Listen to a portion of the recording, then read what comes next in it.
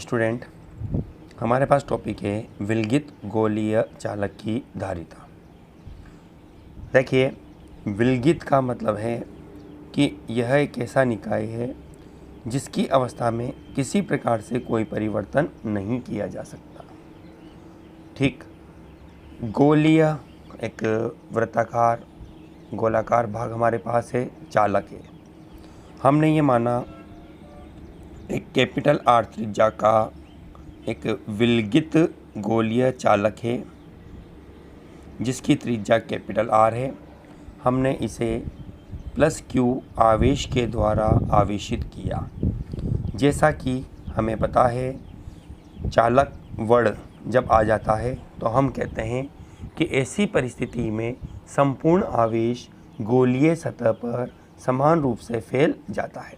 गोले के भीतर Q बराबर 0 है। हमें इस स्टूडेंट इसकी धारिता ज्ञात करनी है। जैसा कि हमें पता है कि किसी भी चालक की धारिता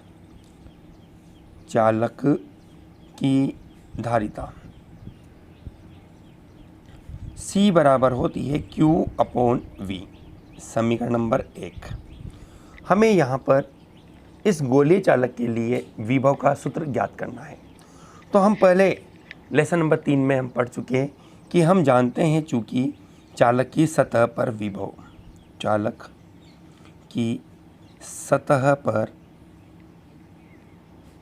विभव V बराबर होता है KQ/R। समीकरण नंबर 2। हमने समीकरण 1 और 2 को शामिल किया, 1 व 2 से। हम इसे कह सकते हैं कि C बराबर बनेगा Q/KQ/R। तो आपको मिलेगा C = R/K के रूप में।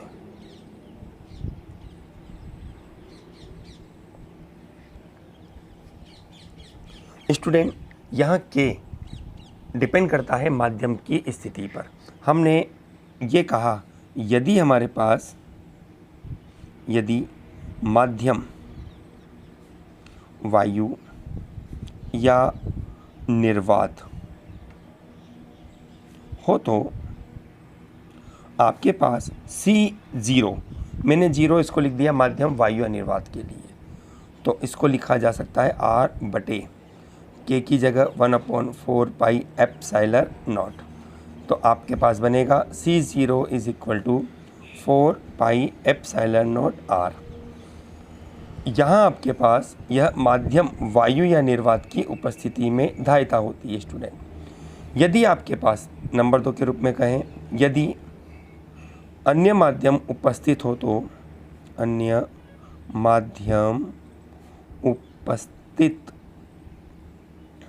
तो धारिता आप लिख सकते हैं C, अन्य माध्यम की उपस्थिति में Cm। आपके पास बनेगा R/1/4 पाई एप्सिलॉन, जिसको आप लिख सकते हैं Cm = होगा 4 पाई एप्सिलॉन R। चूँकि हम जानते हैं एप्सिलॉन = होता है ε0 ε/R। ठीक स्टूडेंट, इस प्रकार से आपके द्वारा लिखा जा सकता है Cm = 4 पाई ε0 εR और इंटू R। ये आपके पास पराविद्युत माध्यम की उपस्थिति में धारिता होती है। स्टूडेंट, हम समीकरण 4 और 5 के आधार पर यहाँ कुछ निष्कर्ष निकाल सकते हैं जिन्हें हमने नोट के रूप में बोला। फर्स्ट नोट के रूप में अपन देखते हैं यहाँ पर कि C त्रिज्या के समानुपाती है। अर्थात यदि हम धारिता और त्रिज्या में ग्राफ बनाते हैं तो यह ग्राफ आपके पास एक सीधी सरल रेखा के रूप में प्राप्त होती है, जिसके आधार पर हम कह सकते हैं कि किसी भी चालक की धारिता उसकी त्रिज्या पर निर्भर करती है। त्रिज्या को बढ़ाकर धारिता को बढ़ाया जा सकता है। लेकिन स्टूडेंट, हम जानते हैं कि त्रिज्या अधिकतम पृथ्वी के बराबर की जा सकती है। पृथ्वी हमारे पास एक सबसे बड़ा गोलीय चालक कहलाता है। पृथ्वी सबसे बड़ा गोलीय चालक कहलाता है। नोट नंबर 2 के रूप में हम इस बात को शामिल कर सकते हैं समीकरण 4 व 5 से। Cm इस पूरी संख्या की जगह हम लिख सकते हैं C0, तो हमारे पास बनेगा Cm equal to C0 into epsilon r। इसका मतलब ये होता है कि परावैद्युत माध्यम की उपस्थिति में धारिता बढ़ जाती है। लिख देता हूँ मैं स्टूडेंट यहाँ पे, परावैद्युत माध्यम की उपस्थिति में धारिता बढ़ जाती है।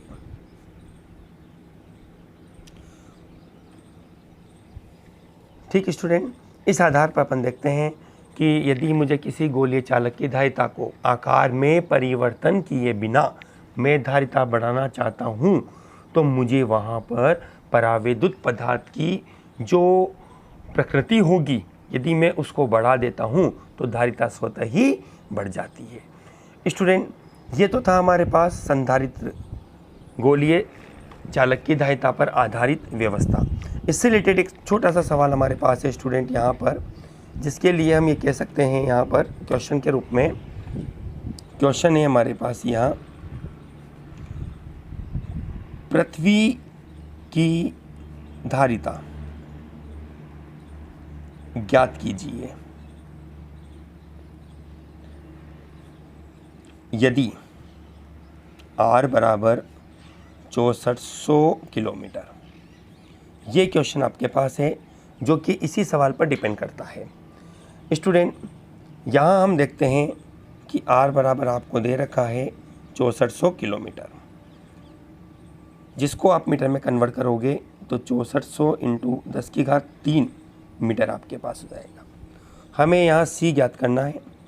हमें कोई माध्यम की व्यवस्था नहीं दी गई है। आपको मैंने पहले भी कहा है, जब तक कोई विशेष माध्यम नहीं देता है आप यहाँ पर माध्यम वायु या निर्वात को मानेंगे। तो ऐसी परिस्थिति में हमारे पास बनेगा c is equal to, formula हमारे पास बन जाता है यहाँ पर R/K के रूप में, जिसको हम लिख सकते हैं c बराबर R 6400 इंटू 10⁻³ बटे K का मान हमारे पास होता है 9 इंटू 10⁻9। 10⁻9 को हम अंश में लेकर जाते हैं, हमारे पास हो जाता है 6400 बटे 9 इंटू 10⁻⁻6। हम 6400 में 9 का भाग देते हैं तो c बराबर आपके पास बनेगा अप्रॉक्सीबल 711.11 इंटू 10⁻⁻6 फैराड, या आप इसको लिख सकते हैं approximately c is equal to 711 microfarad, अर्थात पृथ्वी की धारिता 711 माइक्रोफैरड के लगभग बराबर होती है। ठीक स्टूडेंट्स, यहाँ हम ये देखते हैं कि यदि हम त्रिज्या को बढ़ाते हैं तो धारिता को आसानी से बढ़ाया जा सकता है।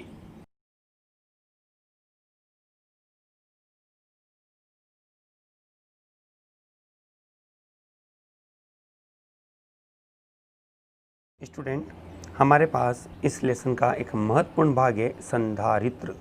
संधारित्र क्या है स्टूडेंट? अभी थोड़ी देर पहले हमने पढ़ा कि C प्रोपोर्शनल होता है R, अर्थात किसी चालक की त्रिज्या को बढ़ाकर उसकी धारिता को बढ़ाया जा सकता है। हमने ये कहा था कि हम किसी भी चालक की त्रिज्या को अधिकतम पृथ्वी के बराबर कर सकते हैं, लेकिन यदि हमें उससे अधिक धारिता बढ़ानी हो तो हम क्या करें? इसका मतलब ये है कि हम सबसे बड़े गोलीय चालक के रूप में पृथ्वी ले सकते हैं, जिसकी धारिता 711 माइक्रोफैरड होती है। तो इसका मतलब ये हुआ कि हमारे पास इस पूरे ब्रह्मांड में ऐसा कोई भी निकाय संभव नहीं है जिसकी धारिता 711 माइक्रोफैरड से अधिक हो। तो यह संभव नहीं है स्टूडेंट। हम इसकी धारिता, किसी भी चालक की धारिता को 711 माइक्रोफैरड से भी अधिक कर सकते हैं। अब कैसे करेंगे, किस तरह से करेंगे, उसकी क्या सिद्धांत होगा, उसका क्या प्रक्रिया होगी, उसको हम यहाँ पर समझने की कोशिश करेंगे।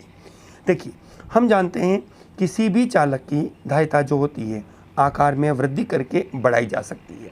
लेकिन जैसा मैंने कहा आपको, किसी भी चालक के आकार में वृद्धि करना एक सीमा तक ही संभव है, उससे अधिक आप उस चालक के आकार में वृद्धि नहीं कर सकते। तो हम ये कहते हैं यहाँ पर संधारित्र के रूप में, संधारित्र एक ऐसी युक्ति है, एक ऐसी युक्ति है जिसमें चालक के आकार में परिवर्तन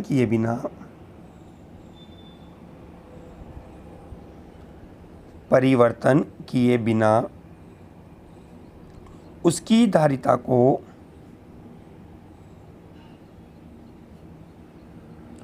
बढ़ाया जा सकता है।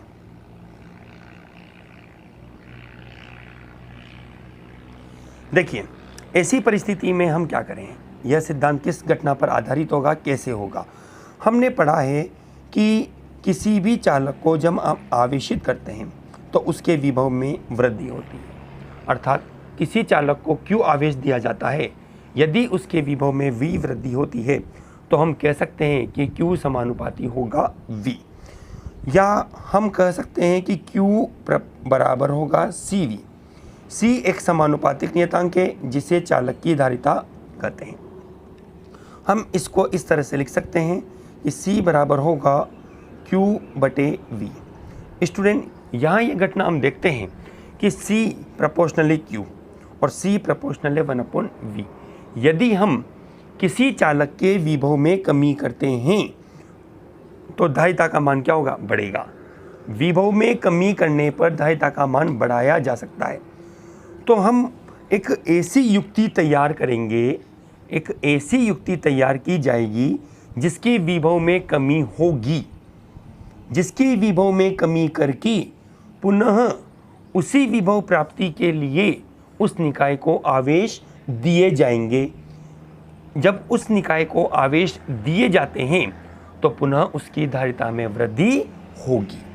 तो इसके लिए हमारे पास यहाँ कोई भी निकाय, कोई संधारित्र, कोई युक्ति हम इस तरह से तैयार करेंगे जिसके विभव में निरंतर कमी होती जाएगी, पुनः लगातार उसी विभव प्राप्ति के लिए हम उसे बार बार आवेशित करेंगे, जिससे उसकी धारिता का मान लगातार बार बार बढ़ता चला जाता है। संधारित्र जो होता है, जिसकी धारिता है, वह प्लेटों के आकार पर, संधारित्र की निर्भरता, हम कह सकते हैं इसको प्लेटों के आकार पर, प्लेटों के आकार व आकृति पर। नंबर 2 के रूप में अपन कह सकते हैं कि जो धारिता होती है प्लेटों के मध्य की दूरी पर,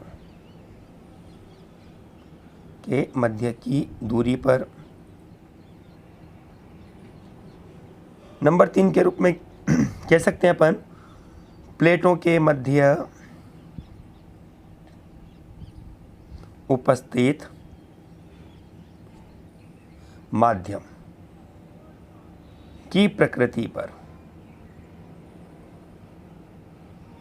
और ताप पर धारिता निर्भर करती है। किसी भी संधारित्र की जो धारिता होती है निम्न 4 राशियों पर निर्भर करती है: प्लेटों के आकार व आकृति पर, प्लेटों के मध्य की दूरी पर, प्लेटों के मध्य उपस्थित माध्यम की प्रकृति पर एवं ताप पर। स्टूडेंट, हमने पढ़ा संधारित्र, जिसकी परिभाषा के रूप में हमने कहा कि संधारित्र एक ऐसी युक्ति है जिसके आकार व आकृति में परिवर्तन किए बिना उसकी धारिता को बढ़ाया जा सकता है। तो हम ये जांच करना चाहते हैं कि इसका सिद्धांत क्या होता है, ये किस नियम पर आधारित होता है, इसका निर्माण कैसे किया जाता है। तो जैसा कि अभी मैंने आपको बताया कि Q समानुपाती होता है V के, या Q बराबर CV, जिसके आधार पर हम कह सकते हैं कि C बराबर होगा Q/V। अर्थात हम कहेंगे कि किसी चालक के विभव में हम कमी करते हैं तो धारिता का मान बढ़ाया जा सकता है। तो स्टूडेंट, हमने इसके लिए कहा चित्र नंबर 1 के रूप में कुछ जो घटना हम बता रहे हैं वो चित्र के द्वारा हम समझाने की कोशिश करेंगे आपको। हमने कहा कि हमारे पास यहाँ एक चालक प्लेट है, यह मैंने इसको ए प्लेट नाम दिया। ठीक स्टूडेंट, अब चालक प्लेट है, हम जानते हैं कि जब हमने इस चालक प्लेट को किसी आवेश के द्वारा आवेशित किया तो आवेश इसकी सतह पर समान रूप से फैल जाता है, उपस्थित हो जाता है। चालक प्लेट ए है जिसको हमने प्लस क्यू आवेश के द्वारा आवेशित किया, आवेश इस पृष्ठ सतह पर समान रूप से फैल गया। हम ये भी कह सकते हैं कि इसका पृष्ठीय आवेश घनत्व सिग्मा है। ठीक स्टूडेंट, चित्र नंबर 2 में हमने क्या किया, इस चालक प्लेट के पास में एक अन्य अनावेशित चालक प्लेट बी को रखा। यह प्लेट ए जिसे आपने प्लस क्यू आवेश के द्वारा आवेशित कर रखा है, और यह प्लेट आपके पास दूसरी प्लेट बी है जिसको आपने अनावेशित प्लेट है, और इस अनावेशित प्लेट को आपने चालक प्लेट ए से कुछ दूरी पर रखा। मान लेते हैं ये दूरी अपने पास है डी। प्रेरण की घटना के फलस्वरूप प्लेट बी की भीतरी सतह पर ऋणात्मक और बाह्य सतह पर धनात्मक आवेश उत्पन्न होते हैं। प्लेट ए के विभव में कमी करेगा और धनात्मक आवेश जो होता है वह प्लेट ए के विभव में कमी करता है। चूँकि हम जानते हैं यहाँ पर किस तरह से अपन ये जानते हैं कि बिंदु ए पर प्लस क्यू आवेश है। मान लिया प्लस क्यू आवेश के लिए विभव बनेगा V बराबर के क्यू अपॉन आर के रूप में, डी दूरी के रूप में आपके पास है। ऐसे ही माइनस के लिए आपके पास विभव बनेगा माइनस के, इसको आप नाम दे दीजिए डैश अपॉन आर के रूप में। तो अपन ये देखते हैं कि जब हम दोनों को जोड़ेंगे तो जो भी वैल्यू आपके पास आएगी वो घटेगी। वो क्या होगी? घटेगी।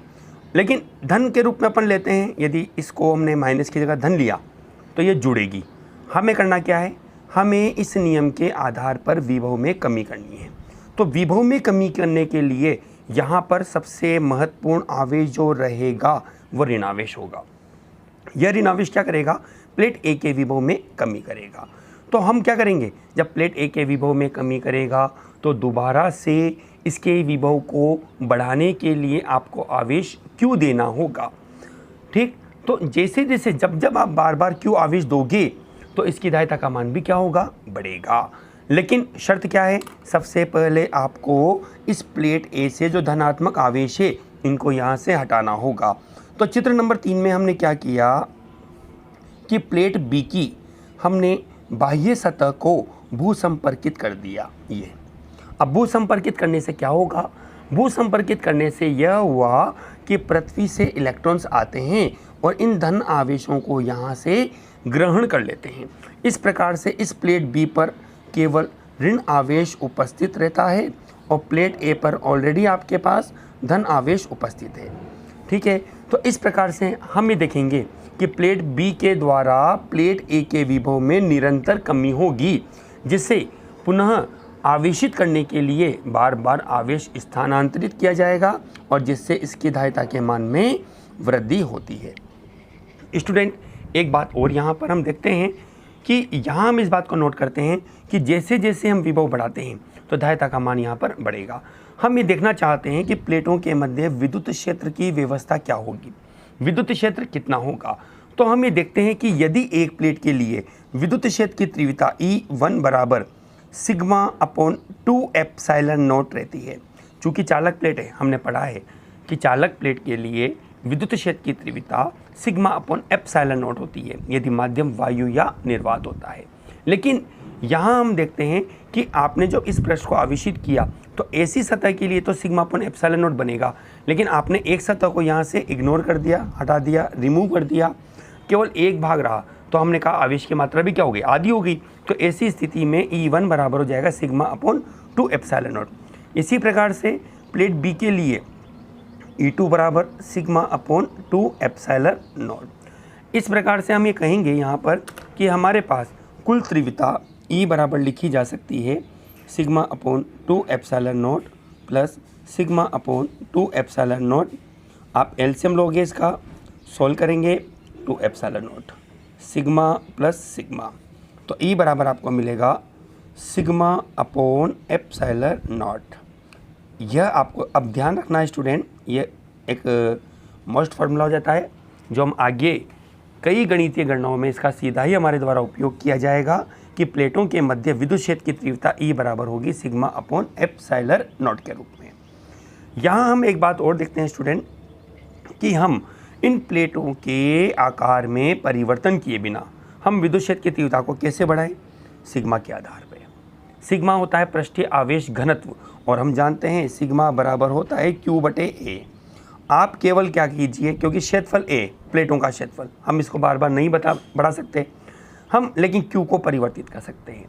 हम यदि Q को बढ़ाते हैं तो सिग्मा ऑलरेडी बढ़ेगा, सिग्मा बढ़ेगा तो विद्युत क्षेत्र की तीव्रता बढ़ेगी, विद्युत क्षेत्र की तीव्रता बढ़ेगी तो धारिता स्वतः ही बढ़ जाती है। चलिए स्टूडेंट, इसको एक बार और थोड़ा संक्षेप में हम देख लेते हैं इस बात को। सर्वप्रथम हमने एक चालक प्लेट ए लिया जिसे हमने प्लस Q आवेश के द्वारा आवेशित किया, जिसका पृष्ठीय आवेश घनत्व हमारे पास सिग्मा है। चित्र नंबर 2 में हमने क्या किया कि इस प्लेट ए के पास में अल्प दूरी पर समान आकार, समान क्षेत्रफल और एक ही प्रकार के पदार्थ से बनी हुई चालक प्लेट बी को रखा, लेकिन यह अनावेशित है। हमने लेसन नंबर 1 में पढ़ा था प्रेरण। हम कहते हैं कि जब चालक वस्तु आवेशित चालक वस्तु के पास में अनावेशित चालक वस्तु को रखा जाता है तो प्रेरण के फलस्वरूप उस पर दोनों प्रकार के आवेश उत्पन्न होते हैं। धन आवेश के निकट ऋणावेश और दूर की सतह पर धनात्मक आवेश की एक परत बन जाती है। कुल मिला के आवेश 0 ही रहता है। हम देखते हैं कि धन आवेश प्लेट ए के विभव में वृद्धि करेगा, जबकि ऋण आवेश प्लेट ए के विभव में कमी करता है। हम यदि प्लेट बी की बाह्य सतह को भू संपर्कित कर देते हैं तो पृथ्वी से इलेक्ट्रॉन्स आते हैं और ये इलेक्ट्रॉन इन धन आवेश को ग्रहण कर लेते हैं। इस प्रकार से प्लेट बी पर ऋण आवेश शेष रहेगा जो ए के विभव में कमी करेगा। पुनः उसी विभव प्राप्ति के लिए हम इसे आवेशित करेंगे। जब आवेशित करते हैं तो इसकी धारिता का मान स्वतः ही बढ़ जाता है। ठीक है स्टूडेंट, इसी प्रकार से हमने एक बात और नोट की है कि यहाँ पर प्लेटों के मध्य जो विद्युत क्षेत्र की तीव्रता बनेगी वो आपके पास होती है E equal to sigma upon epsilon not के रूप में। E equal to sigma upon epsilon not. तो हमने इस बात को देखा है यहाँ पे कि हम ये जानते हैं यहाँ पे कि आवेशित जो वस्तु है उसके पास में अनावेशित वस्तु को रखकर प्लेटों के विभव में कमी करके धारिता के मान को बढ़ाया जा सकता है। हम ये देखते हैं कि विद्युत परिपथ में संधारित्र को हम इसके निम्न प्रतीक चिन्ह के द्वारा दर्शाते हैं। यह इसका प्रतीक चिन्ह होता है स्टूडेंट। यहाँ जब प्रतीक चिन्ह बनाओ तो आप बातों का ध्यान रखेंगे। पहली प्लेट सदैव पॉजिटिव के रूप में आपको बनेगी, दूसरी प्लेट नेगेटिव होगी। ध्यान रखिएगा जब आप चित्र बनाते हैं तो दोनों प्लेटों की लंबाई बराबर होनी चाहिए और इनके मध्य अल्प दूरी होनी चाहिए स्टूडेंट। कई स्टूडेंट इन दोनों में बिल्कुल पास पास रख देते हैं, आप कुछ अल्प दूरी रखो, ज़्यादा नहीं। ठीक है, पहली प्लेट पॉजिटिव के रूप में और दूसरी प्लेट नेगेटिव के रूप में। बड़ी क्लासों में स्टूडेंट इस संधारित्र को यू भी दर्शाया जाता है। यह बीच में एक एरो का साइन बना दिया जाता है। ये एरो का साइन दर्शाता है, यह कहलाता है आपके पास परिवर्ती संधारित्र। मतलब आप इसको आवश्यकता अनुसार इसकी धारिता को बढ़ा सकते हैं। ये एक फिक्स संधारित्र होता है जो हम सामान्यतः छोटी क्लासों में ज़्यादातर इस सिंबल का यहाँ उपयोग करते हैं। बड़ी क्लासों में हम इस तरह के संधारित्र का यहाँ उपयोग करते हैं। स्टूडेंट, हमने संधारित्र के बारे में पढ़ा। हमारे पास संधारित्र 3 प्रकार के होते हैं।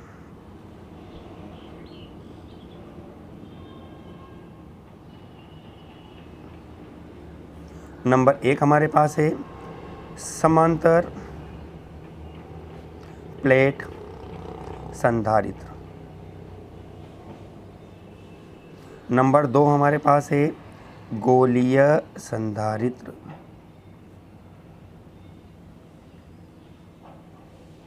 नंबर 3 हमारे पास है बेलनाकार संधारित्र।